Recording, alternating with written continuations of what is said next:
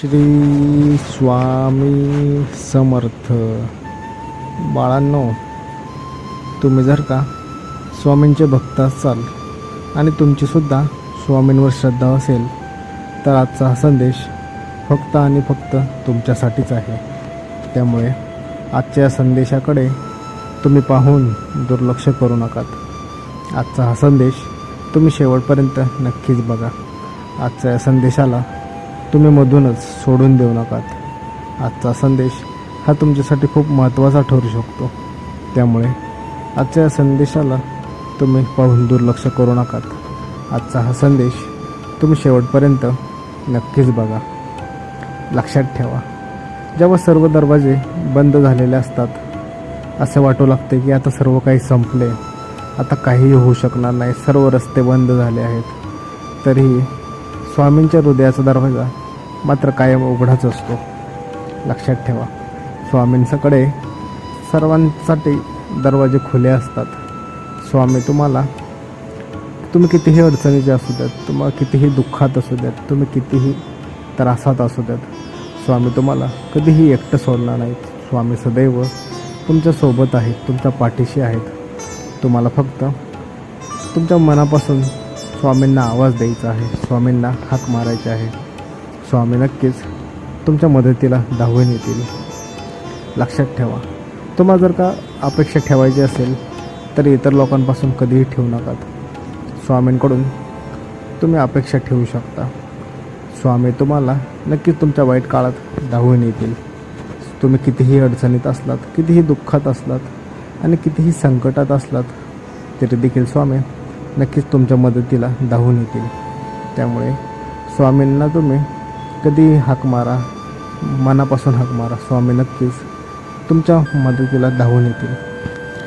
नेहमी एक गोष्ट लक्षात ठेवा, तुम्ही जेव्हा केव्हा अडचणीत असाल तेव्हा स्वामी तुम्हाला तारतीलच.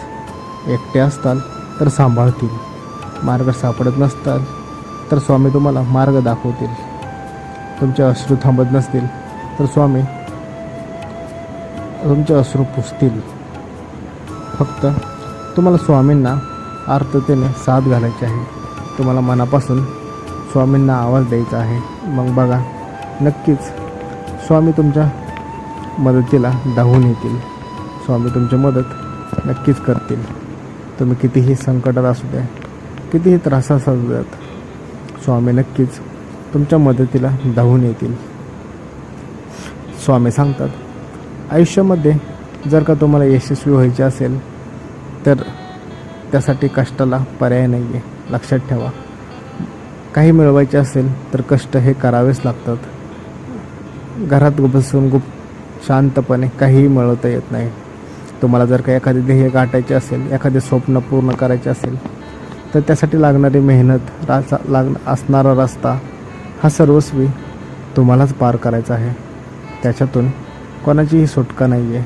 त्यामुळे नेहमी लक्षात ठेवा, कष्टाला दुसरा पर्याय नाही आहे. जो व्यक्ती कष्टाला घाबरतो तो व्यक्ती आयुष्यात कधीच यशस्वी होऊ शकत नाही.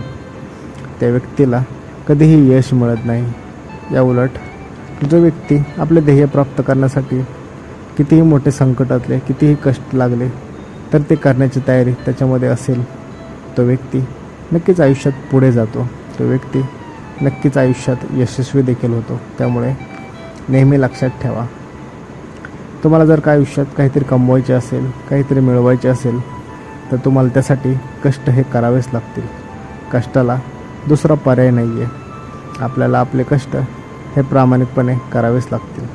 आपल्याला आपले ध्येय हे जर का गाठायचे असेल तर त्यासाठी कष्ट हे आलेच. लक्षात ठेवा, कष्ट हे कोणालाच चुकलेले नाही आहे.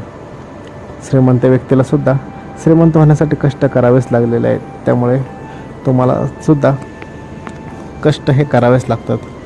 कष्टापासून कोणीही सुटलेलं नाही आहे.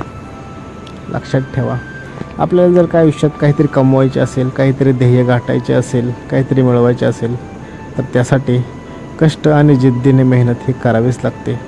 मेहनतीशिवाय आपण काहीही मिळवू शकत नाही. आपल्याला मेहनत करणे खूप गरजेचं आहे. जिद्दीने आणि पूर्ण विश्वासाने स्वतःवरती ठाम विश्वास ठेवून आपण जर का मेहनत करू लागलो तर आपण नक्कीच आपल्या आयुष्यात काहीतरी चांगले मिळवू शकतो. त्यासाठी आपल्याकडे कष्ट करण्याची क्षमता असली पाहिजे, ताकद असली पाहिजे. कितीही खडतर प्रवास असला तर प्रवास पूर्ण करून आपल्याला ध्येय गाठण्याची आपल्या मनामध्ये इच्छाशक्ती असली पाहिजे. त्याशिवाय तुम्ही काहीही मिळवू शकत नाही. त्यामुळे नेहमी लक्षात ठेवा, कष्ट केल्याशिवाय आपल्याला काहीही भेटत नाही. आपल्याला कष्टाशिवाय दुसरा काहीही पर्याय नाही आहे. त्यामुळे कष्टाला घाबरू नका. आपले कष्ट प्रामाणिकपणे करत चाला. आपले ध्येय जर का तुम्हाला गाठायचे असेल तर त्यासाठी कष्ट करणे फार गरजेचे आहे. लक्षात ठेवा, माणसाचा जन्म हा प्रत्येक घरात होतो, परंतु माणुसकी ठराविक ठिकाणी जन्म घेते व माणुसकी जेथे जन्म घेते तेथेच परमेश्वराचे वास्तव असते.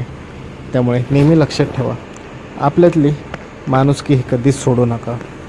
आपण माणुसकी धरूनच वागलं पाहिजे.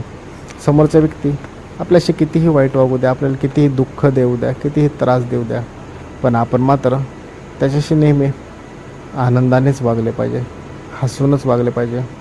आपण कधीही आपल्या इतर व्यक्तींचे वाईट चिंतायचे नाही. लक्षात ठेवा, आपण दुसऱ्याविषयी जसे बोलतो, वागतो, विचार करतो, आपल्यासोबत देखील नेहमी तसेच घडते. आपण जर का एखाद्याचा चांगलाच विचार करू लागलो, समोरच्या चांगलाच विचार करत असू, तर आपल्या बाबतीतही सर्व काही हे चांगलेच घडते. पण या उलट आपण जर का इतरांना प्रत्येक गोष्टीत दोष देऊ लागलो, प्रत्येक गोष्टीत इतरांना वाईट समजू लागलो, इतरांचे वाईट चिंतू लागलो, तर आपल्याला देखील सर्व काही आपल्या जीवनामध्ये वाईटच घडते. त्यामुळे नेहमी लक्षात ठेवा, कोणाचीही कधीही वाईट चिंतू नका. नेहमी सर्वांचा चांगलाच विचार करा. आणि सर्वात महत्त्वाचे म्हणजे आपल्या अगोदर समोरच्याचा विचार करा. मग ते कोणत्याही गोष्टीत असू द्या, अगदी आनंदामध्ये देखील असू द्यात. आपल्या आनंदा अगोदर समोरच्या व्यक्तीचा आनंदाचा विचार करा. जो व्यक्ती स्वतःचा सोडून दुसऱ्याचा अगोदर विचार करतो त्या व्यक्तीला आयुष्यात कधीही कशाचीही कमतरता जाणवत नाही. तो व्यक्ती आयुष्यात सर्व काही मिळवतो, कारण की तो व्यक्ती निस्वार्थी असतो. स्वतःच्या अगोदर त्याला दुसऱ्याची काळजी असते. अशा व्यक्तींना देव कधीही काहीच कमी पडू देत नाहीत. अशा व्यक्तींना हवं ते सर्व काही भेटत असते. त्यामुळे नेहमी लक्षात ठेवा, जर का तुम्ही तुमच्या अगोदर दुसऱ्यांचा विचार करत असाल तर चिंता करू नका. देव तुमचा विचार नक्कीच करत असतो. देव तुम्हाला कधीही काही कमी पडू देत नाही. देव तुमची काळजी घेत असतो. देव तुमच्यावरती लक्ष ठेवून असतो, कारण की देवाला चांगली माणसेच आवडत असतात. देव तुमच्यावरती नेहमी लक्ष ठेवून असतो. देवाची कृपा ही सदैव तुमच्यासोबत असते. तुम्ही फक्त तुमची माणुसकी सोडू नका. तुम्ही फक्त तुमची माणुसकी जपत चाला. आपल्या अगोदर तुम्ही नेहमी दुसऱ्यांचा विचार करा, दुसऱ्याचा आनंदाचा विचार करा. तुमच्या जीवनात देखील सुख, समाधान व आनंद नक्कीच येईल. श्री स्वामी समर्थ.